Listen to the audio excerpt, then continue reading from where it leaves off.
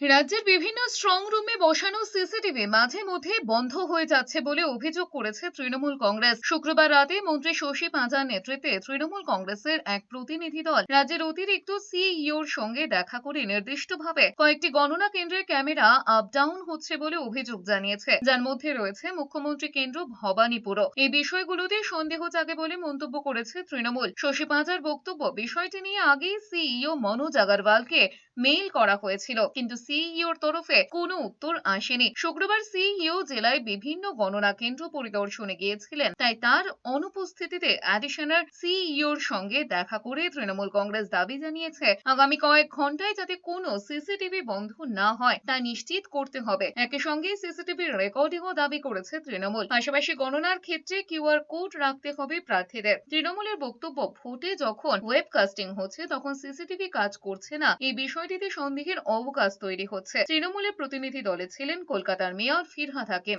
আমাদের দাবি, যেটা খুব গুরুত্ব সহকারে দেখতে হবে, যে সমস্ত যে সিসিটিভি ম্যালফাংশন হয়েছে, যে কাজ করছে, যেটা কাজ বন্ধ হয়ে যাচ্ছে, হঠাৎ ডাউন হয়ে যাচ্ছে এবং হঠাৎ করে আবার আরম্ভ হচ্ছে, তাহলে কিছু কিছু সময়গুলো মিস হয়ে যাচ্ছে। এই পুরো জিনিসটাকে তাদেরকে একত্রিত করতে হবে, যেইগুলো আমরা দেখতে পারিনি, পলিটিক্যাল রিপ্রেজেন্টেটিভরা দেখতে পারে। তারপরে আগামী এই কয়েক ঘন্টার জন্যও যাতে সিসিটিভি কোনো ম্যালফাংশন না হয়। নিশ্চয়ই কারোর মাধ্যমে এই কাজটা হচ্ছে, তাহলে কেন এগুলো ইন্টারাপশন হচ্ছে? সুতরাং পুরো রেকর্ডিংটা সেইটা আমাদের দরকার হবে, এবং যেখানে ফুটেজটা আনইন্টারাপ্টেড, মাঝে মাঝে নয়।